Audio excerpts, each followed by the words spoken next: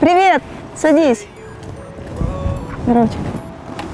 Вот вы думаете, куда мы едем, а мы едем на буткемп. И если вы думаете, что я еду снова отвлекать парней от тренировок, то вы ошибаетесь. Сегодня еду пообщаться с духовным ментором команды, со старшим братишкой Нави Джуниор, а именно с тренером Амираном.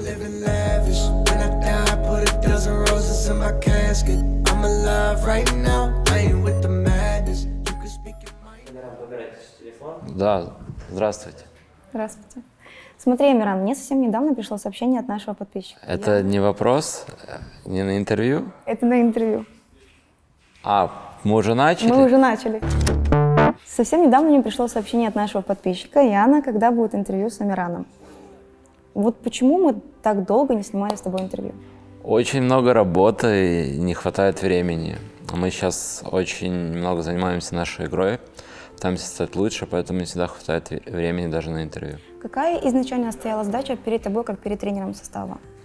Изначально задача стоит воспитывать игроков. В первую очередь. Конечно, хочется сделать и команду параллельно сильную, но главная задача, чтобы игроки смогли выйти на уровень и в будущем смогли пополнить первую команду. Ставила ли вам организация какие-то задачи? Мы хотим побеждать, мы тренируемся много, и организация хочет, чтобы мы выигрывали как команда.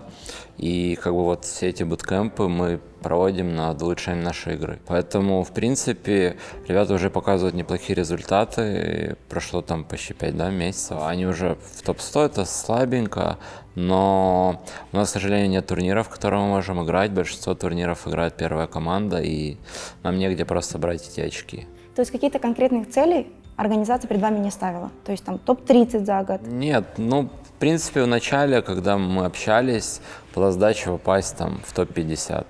Да, задача, она не то что простая, но она и не сложная, да.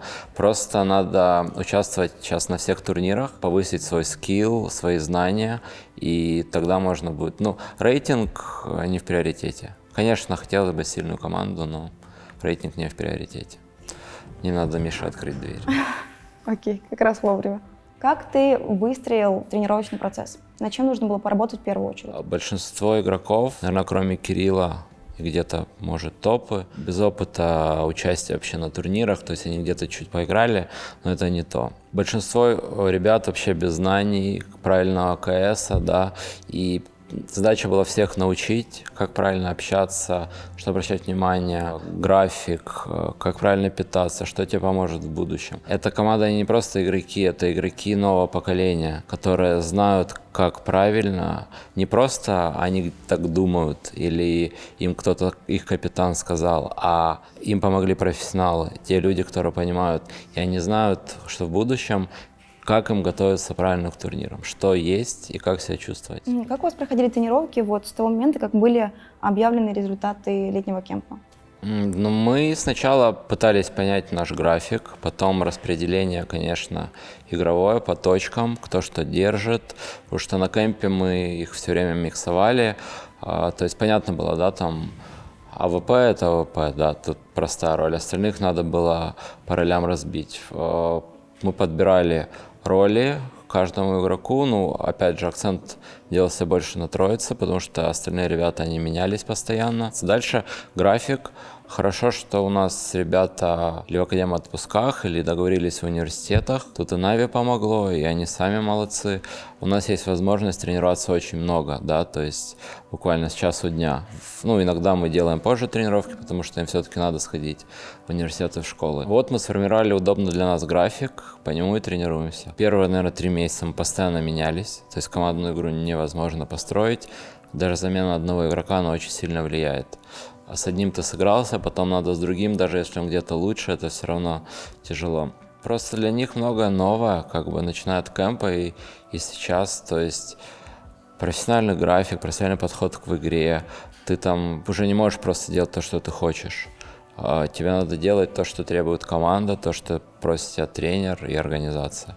Да, и для них, для всех, я думаю, это в новинку. А с какими трудностями столкнулся конкретно ты? Вот не было мысли о том, что, возможно, ты зря на все это подписался? Это прям очень сложный проект. Вначале, может, были, да, особенно во время кемпа. Кемп на самом деле не очень просто проходил для меня лично, да, то есть ранние подъемы, там всякие тренера, йоги, то есть мне тоже было не очень просто, а мне как бы в этом надо было участвовать.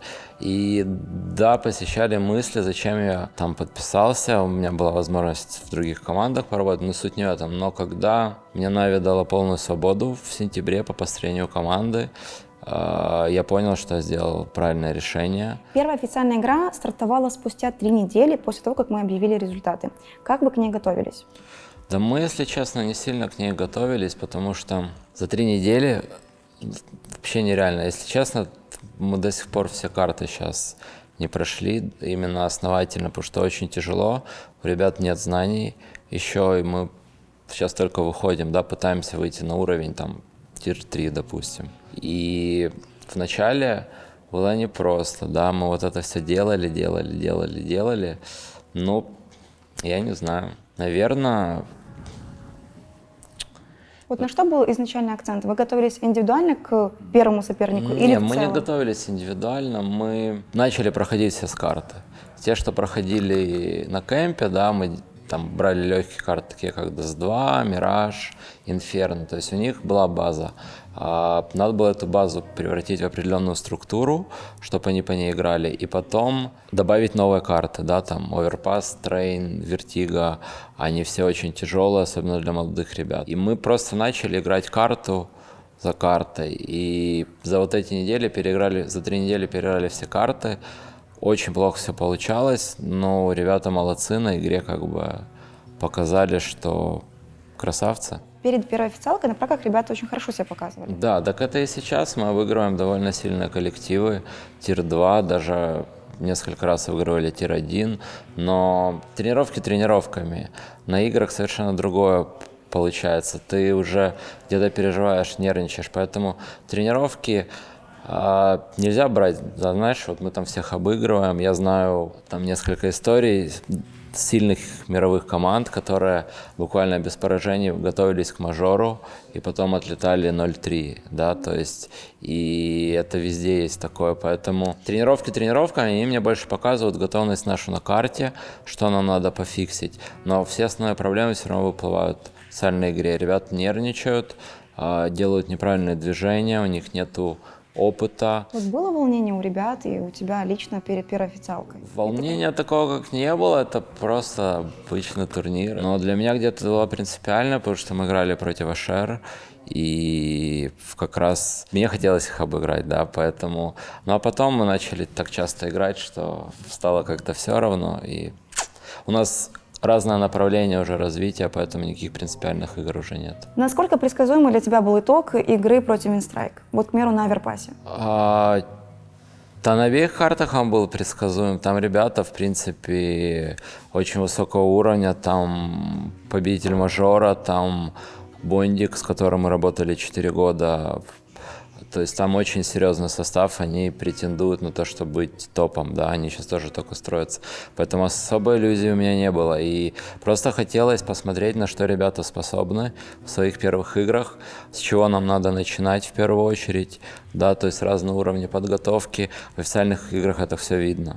Поэтому иллюзий у меня точно не было. Игроки после игры немного тильтанули или все же нормально? Ну, проигрывать всегда неприятно, как бы и я расстроился, все расстроился, но ты потом проходит там час-два, ты понимаешь, что тебе надо просто начинать работать дальше, исправлять ошибки, эмоции все уходят, но они только мешают. Что обычно происходит после игр? Смотря когда, если это ранний турнир, ну, точнее ранняя игра, мы тренируемся дальше, скачиваем игру, обсуждаем, что у нас разбор происходит. А если это поздняя, допустим, очень поздняя, то тренировка когда заканчивается, мы там минимально общаемся, и на следующий день уже на свежую голову, без эмоций смотрим эти игры. В принципе, ну, когда у нас есть время, мы всегда тренируемся. Как вы принимаете решение, какие карты будете пикать? Коллегиально или ты все же самостоятельно? Ну, я в основном принимаю все решения. Иногда бывают там моменты, когда, ну, допустим, для нас обе хорошие карты. Я говорю, ребят, что хотите, да? Или там у нас недавно было, кто-то подошел сказать, надо играть эту. Вопросов нет, команда хочет. Но в основном это все равно принимаю решение я. Понятно, если ребята придут и скажут, мы не хотим отыграть карту, мы не будем ее играть. Какая непосредственно твоя роль во время игры? У нас формат работы такой, что я им помогаю в лайве, да, мы стараемся сразу исправлять ошибки. И за счет этого, мне так кажется, они намного быстрее и лучше развиваются, оно сразу откладывается, да. И плюс после мы всегда обсуждаем, что пошло не так. А кто колет непосредственно во время игры? Ты или больше Господаров? У нас все молодые ребята, и он тоже молодой. И ему такая роль досталась, он АВПшник, а я как бы требую от него активной игры, чтобы он навязывал игру. Это чуть где-то, мне кажется, перестраивает то, что он умеет. И плюс ему надо еще говорить, что делать команде, а у нас еще ребята как бы все молодые, им надо еще объяснить. То есть я бы сказал, мы 50 на 50, Кирилл может даже где-то больше. Кирилл сейчас только учится быть капитаном, и мы иногда принимаем неверные решения, так же, как я иногда это делаю, поэтому мы сейчас вместе вот это все делаем, и очень круто, мне нравится. Ты видишь рост и прогресс у Господарова как колера? Прогресс, конечно, есть, он уже 3 месяца у нас колет, и вначале я много колил, сейчас бывают моменты, я просто сижу, молчу, он сам это делает, если он делает ошибку, сразу ему объясняю, что, допустим, вот произошла такая ситуация, обрати внимание на то, или надо было сделать так, и он себе откладывает. Но я же говорю, из-за того, что остальные ребята молоденькие, редко, точнее, там топа иногда может вторым колом помочь, а так все на Кирилле, поэтому очень тяжело. Ты вот говоришь, что иногда игроки немного закрываются, где-то тиктуют из-за плохого счета, ну, к примеру. Как ты обычно их поддерживаешь, либо подбадриваешь во время игры? Это на самом деле такой вопрос, потому что я сам иногда могу расстроиться, да, и я вот с этим борюсь. Но они, я не знаю, вот у нас было пару игр там, где вот я вижу, что у нас просто ничего не идет, там тайм-аут не помогает, и я где-то, знаешь, так думаю, что, сейчас будет очень тяжело. Они берут и переворачивают, да, то, где, может, где-то я даже не верил. И это очень круто. И эти ребята, их надо просто подсказывать им и говорить, что молодцы. Я думаю, они сами все знают. Им просто вот нужен этот опыт, знания. Поэтому у них все отлично в этом плане. В плане морали, да, бывают проблемы, но сейчас все хорошо. Я просто часто с тобой смотрела официалки, и я обратила внимание на то, что даже если ребята сделали все правильно и отдали раунд, ты все равно говоришь: хорош, молодцы, давайте заново. Да, но бывает такое, что я этого не говорю, и говорю им, что, ребят, это полный провал, что нам надо было сделать так и так. И тут момент очень тяжелый, да, надо это нормально донести, потому что агрессивно, когда ты это объясняешь, они ничего не запомнят и только расстроятся. Поэтому скажу так, метод кнута и пряника самый идеальный для них сейчас. А как уже сейчас построен график тренировок? Сколько вы в день примерно тренируетесь? Мы сейчас играем 6 праков в день. У нас есть перерыв после 3 карт. И мы до этого собираемся за 2-3 часа, чтобы обсудить наши проблемы, или игру посмотреть, или просто пообсуждать что-то новое добавить, или вспомнить старое. Поэтому у нас получается тренировочный день где-то с 12 до 11-10. То есть мы играем 10-11 часов в день. И на буткемпе, и вне буткемпа? На буткемпе намного больше, потому что, опять же, они еще играют потом индивидуально, да, то есть у нас заканчивается тренировка, мы пообщались, и там почти все садятся играть. На буткемпе у нас больше работы, потому что мы не часто собираемся, и у нас ранний подъем, мы вместе завтракаем, потом у ребят разыгровка, и мы к 12 садимся общаться. И дальше играем, в принципе, по нашему графику. У нас обед, потом мы чуть отходим, играем 3 карты, опять часовой перерыв, и потом опять играем. Мы заехали сюда, сколько, на 17, почти на 20 дней, да, там 18. Мы по очереди дежурим, там утром еда приезжает, и надо встретить. Она приезжает чуть раньше, чем подъем, поэтому там вынести мусор каждый день, мы по очереди дежурим. Какие планы были на этот БК? Над чем вы работали эти 2 недели? Как я уже говорил, у нас чуть выпала первая неделя за то, что мы участвовали на турнире, но мы там минимально разбирали. И весь упор, вся тренировка была на 2-ю неделю. Мы много разбирали наши игры, дообсуждали карты. Мы вот до сих пор не закончили 1 карту. Будем ее уже, как выйдем, ребята приедут по домам, как раз будем дальше готовить. План был просто набрать игровую форму, обсудить много моментов, обсудить наши проблемы, может добавить что-то новое. Мы добавили принципе, достаточно новых моментов, поэтому, в принципе, можно было лучше, да, но все равно, в принципе, доволен. Мы играли квалификацию на Flashpoint и проиграли эти квалификации, и они заняли у нас неделю. Мы играли с командами намного ниже уровня, потом попадались в команду сильнее, проигрывали, вылетали, где-то не везло, где-то, правда, команда была сильнее нас, и в итоге мы вот все эти квалификации как бы просто их играли. Да, мы что-то обсуждали, но просто не было времени, потому что там 6-7 карт в день без перерыва, это тяжело. И вот на вторую неделю, на оставшиеся 8-9 дней, мы очень классно поработали. Мы раньше просыпались, много общались, 2-3 часа. У нас была официалка, мы потом игру 4 часа разбирали, потому что мы ее выиграли. И то есть мы плодотворно поработали. Смотри, если я прекрасно понимаю, чем занимается команда, ну, основа, то чем занимается Фир на БК? Родион играл с нами 2 квалификации из 4. Он с нами тренировался, он участвует во всех разборах. И Родион еще много играет индивидуально, да, то есть в то время, когда мы тренируемся, Родион играет в ПЛЦ, пытается пройти. То есть, скажем так, что никогда не задействовал раньше игроков замены, да, и мы из-за этого где-то проседаем. Учитывая наш формат, да, нам надо, чтобы все игроки развивались, то есть Родион будет получать еще возможности, может, в будущем будет в Нави Junior. У него есть некоторые проблемки, он знает про них, и я надеюсь, как бы через некоторое время он их исправит.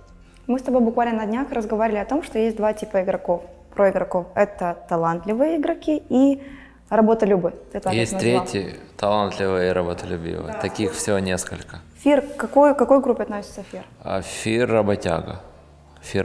Он очень много работает, он знает, над чем работать. Он много очень играет. Ему надо подтянуть чуть макроигру, но он может быть очень крутым вторым колером.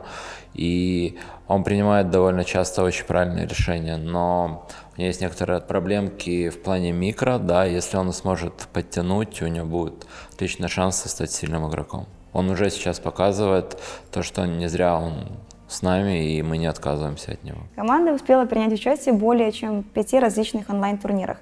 Как ты считаешь, молодым игрокам на начальном этапе важно участвовать в турнирах и играть с более опытными командами? Конечно, ты только за счет этого и развиваешься. Ты можешь тренироваться с лучшими командами, но на лане потом или просто в официальной игре у тебя нет опыта, ты не знаешь, как закрыть эту игру, ты получил преимущество, не знаешь, что делать. И очень важно, чтобы они проходили все вот эти онлайн-турниры 5, 10, 15, 20 тысяч. Не маленькие, но там попадаются хорошие команды, у которых можно получить этот опыт. Да, и потом очень важно наличие этой игры, чтобы сели, посмотрели демку, да, где мы ошиблись. Потому что, да, там ты можешь всех обыгрывать на тренировках, как мы уже говорили, а потом на официальных играх происходят вещи, типа, непонятно, там, плюс КС такая игра, но очень динамичная, меняется мета постоянно, и КС любят за простоту и то, что там постоянно что-то новое, даже если похожая ситуация, все равно какая-то деталь,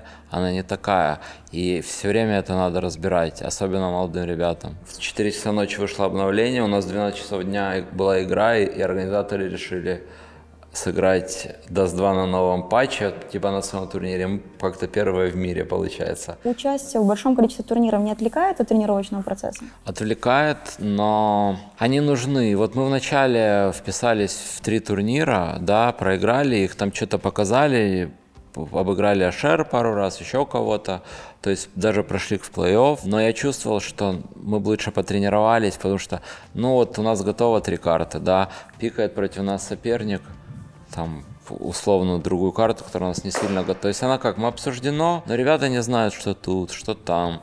И ты понимаешь, блин, вот сейчас как бы надо на скиллухе немного как бы. И надо как-то, но тебе надо играть эти турниры.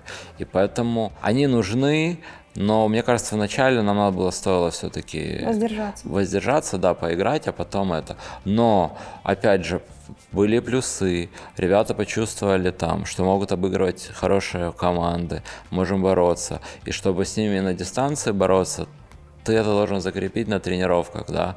И вот сейчас мы уже, вижу, выходим по чуть на уровень, где мы можем с тир-3 командами, иногда даже с тир-2 побороться. В целом ты доволен результатами, которые показывают команды сейчас? Мы взяли ребят без знаний, да, большинство, и прострелят — это очень классно, но я вижу, как они развиваются, мы играем все лучше и лучше и лучше, и вот это важно. Просто бывают моменты вообще в карьерах, да, когда ты играешь, и ты много тренируешься, ты делаешь все вроде правильно, но команда не прогрессирует, да. То есть или игроки приелись, или состав не тот, или он уже не сплоченный. Ну что-то произошло, исчезла синергия, это химия между игроками. А тут она наоборот есть. И с каждой игрой вижу, что они лучше и лучше становятся. Поэтому участие на турнирах обязательно. Какие у вас в целом отношения вот внутри команды? Это очень классно, у нас бывают иногда проблемы на тренировках, да, но это бывает. А так, вне игры, ребята очень классно, у нас классно все. Просто я почему спрашиваю, потому что я знаю, что ты мне рассказывала истории, когда ты влиял не только на уровень игры, на понимание игры, но еще и на другие сферы жизнедеятельности. Нет, другие сферы, они молодые, они спрашивают там опытного парня, да, в каких-то моментах посоветовать. Мне наоборот приятно, да, там, что меня спрашивают, там, куда пойти, там, или что поесть, и что. Но это классно, у нас команда, мне нравится смотреть, как они развиваются. Я сам когда-то такой же был, и, знаешь, в некоторые моменты смотрю на себя со стороны, поэтому, мне нравится очень. У нас есть и синергия в команде, у вас очень хорошее и, самое главное, здоровое отношение в коллективе, вы не ругаетесь, вы очень дружны, вы очень много времени уделяете тренировкам КС. И, казалось бы, у вас есть абсолютно все для того, чтобы быть максимально успешными. Чего еще на данный момент не хватает команде, чтобы показывать еще лучший результат? Опыта и знаний. У нас нету знаний, и ребята не играли нигде, там самый лучший — это Кирилл Полноминор. То есть нету знаний, и они сейчас учатся, я им помогаю в этом. Мы очень много разбираем. В плане подготовки мы делаем все очень правильно, прогресс, я думаю, все видят. И просто нам нужно получить этот опыт и пройти все эти карты, получить знания, получить люлей тут, там кому-то надавать. И команда не быстро строится, поэтому... Ты вот сказал про прогресс. По каким критериям ты определяешь, что игрок растет? По нашей игре мы можем, допустим, проигрывать, да, но я вижу, что игрок где-то ошибся, да, там технически, предположим, не убил. Тут мы поработаем. Это можно знать. А в плане макроигры видно, что его перемещения стали лучше. Он лучше начал использовать гранаты. Он лучше общается с тиммейтом. Он начал задавать правильные вопросы. Не просто, что мне делать, а что мне сделать так, так и так. И прогресс виден во всем. Они стали лучше во всем. Было очень много разговоров еще недавно, что именно Фир заменит Гардиана в основе, потому что он тренировался с основой команды. Я общался с Андреем, да, он мне запрашивал игроков, и там был момент, первой команде нужны были определенные роли, да, и вот я отправлял ребят, которые могут эти роли, но опять же их особо не рассматривали, да, пока сейчас они не готовы, то есть если бы уже вариантов не было, да, мы подключили бы сейчас с джуниором, а так мы дали на тест, и скажу так, о обоих ребятах, о Ване и Родионе, отличные отзывы не только от Андрея, и от игроков в первую очередь. Поэтому я вижу, что мы движемся в правильном направлении. В одном из интервью Бит сказал, что главная задача Нави Junior — стать топ-30 за год. Насколько это важная задача на данный момент для игроков? Я думаю, для игроков это приоритет, потому что они хотят показать себя, показать, что мы тренируем. У них всех амбиции, они талантливые ребята. И понятно, что они хотят стать топ-30. Я тоже за. Насколько это реальная задача? Это реально, но надо время. Опять же, учитывая наш формат, учитывая то, что нам негде брать эти очки, да, мы не можем участвовать на 80% турниров. Мы сейчас пытаемся хватать все вот эти мини. По факту наш шанс получить эти очки — это DreamHack, а там уже последние команды, и мы пока не готовы со всеми играть. Соответственно, нам надо еще играть. Чтобы попасть в топ-30, я думаю, нужен где-то год. Но опять же, может быть, изменится их статус в Нави, да, возможно, мы их разделим, и у них будет возможность играть следующий мейджор и все остальные турниры. И там уже будет проще как бы добывать эти очки, потому что по факту у нас есть открытые DreamHack Masters и все. А их 4 или 5 в году как бы. Поэтому вот такая ситуация. С кем было сложнее всего играть из команд? Как ты думаешь? Я не знаю, там, ну, опять же, мы с разными тирами уже играем, да, вплоть до, ну, не, с самыми высокими на турнирах мы еще не пересекаемся. Там с тир 2, с тир 3. Наверное, выделю это Copenhagen Flames. Это датчане, которые... Ну, это единственное, кто нас вкатывает без шансов. И они в мете, они молодые ребята тоже. У них есть уже опыт, у них есть знания. Они в топ-30 сейчас. У них есть классные турниры. И нам с ними тяжело играть. А с других команд, ну, не было таких фантастических. Даже те, кто проигрывали, но проигрывали, потому что мы слабенькие. А вот типа Wait for Tag, те, кто сейчас уже Project X или уже Crazy? Но с ними не было тяжело играть, так нельзя говорить, но мы особо даже не думали, что там что-то произойдет, не особо готовились, а тут произошла такая плевуха, и это будет опыт. Как бы я видел настрой команды, что чуть шапкозакидательским настроением ребята подошли, потому что, ну, по факту для нас на бумаге мы должны были просто выиграть. В итоге нас убрали без шансов, и где-то это нам дало опыт, это очень важно. И мы поняли, что не все так просто, да, еще работать. Нам до тир 3 стабильного еще надо играть и играть. Расскажи, пожалуйста, про сам состав уже сейчас. Кто у нас находится в основе, кто такие игроки запаса и кто находится на испытательном сроке? Ой, нас уже больше стало, пополнение в семье. Давай так, про всех расскажу. Стандартная наша троица. Кирилл Господаров, он наш АВП, Валера и Ваня Копачо. То есть это трое ребят, вокруг мы начали строить эту команду. А после Нового года присоединился Топа, у него есть довольно хорошие навыки в плане макроигры. Это будет помогать остальным ребятам становиться лучше. И вот у нас нет пятого. Сейчас у нас тестируется Родион, и в большинстве все равно Женя. У Жени есть там свои проблемки, но он, в принципе, сможет стать классным игроком. Я в это верю. Поэтому мы до сих пор еще вместе. Родион также, он очень классный игрок, хорошая личность, поэтому мы не будем с ним расставаться, он будет с нами вместе расти, и у него будут еще шансы попасть. Поэтому я очень рад, что у нас есть такой игрок. Дальше мы подписали Илюшку Моноси. Это очень крутое приобретение, я с ним сразу, не знаю, нашел общий язык. Он супер позитивный малыш, и его навыки, его механика в игре сделают с него очень крутого игрока в будущем. И, к сожалению, мы попрощались буквально вот на днях с Андреем Вайцметом. У Андрея сейчас очень много учебы, и он идет на золотую медаль, насколько я знаю. И главный фокус для него сейчас учеба. И мы не можем заставлять ребенка отказаться от учебы. Я вот с ним говорил буквально на днях, и мы пришли к тому, что когда он закончит учебу, он сфокусируется обратно в КС, возможно, мы вместе снова поработаем. Но пока что у него нет возможности уделять игре столько времени, сколько требует Нави Junior. Илья, кто он? Как ты о нем узнал? Он такой мини-медийная личность.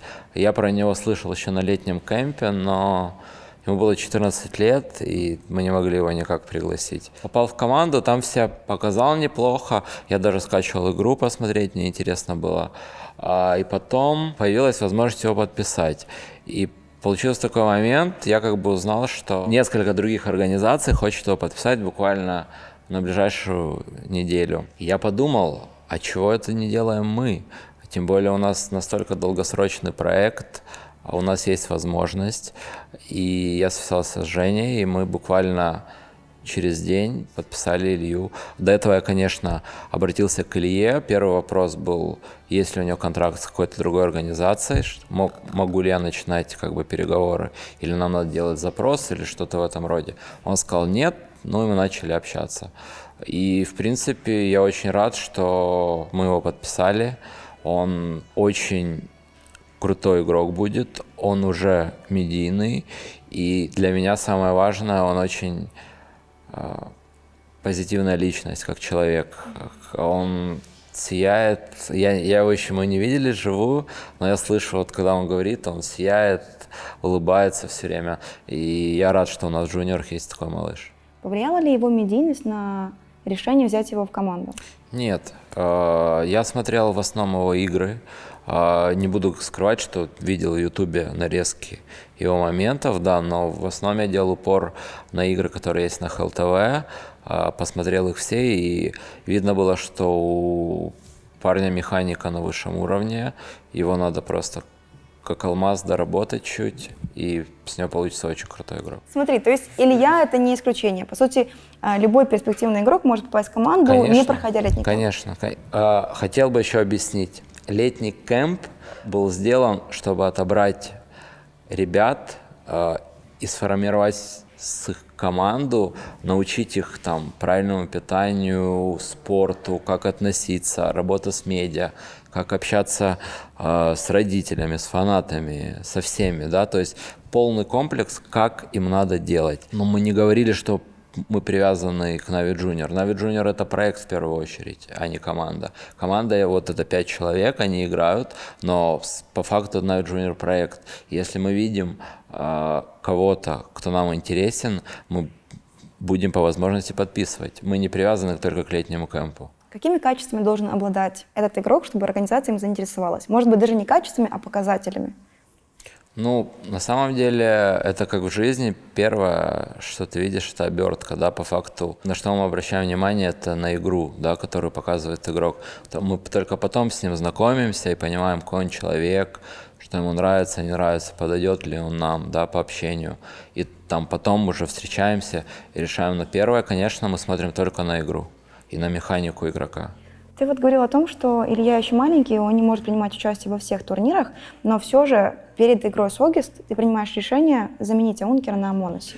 Ну, для нас игра не супер важная была, да, там довольно сильные соперники, учитывая даже то, что мы потом прошли. И я решил просто дать Илье возможность себя показать, и мне интересно было задействовать его. Но эта игра дала мне видение того, что он очень классно подходит к команде. Если в будущем мы, допустим, хотим его добавить, он отлично будет фит подходить друг к другу. Главная задача — общение между игроками. И вот то, как они общались, мне очень понравилось. И движения, которые мы не обсуждали, они делали сами, своей головой, без помощи.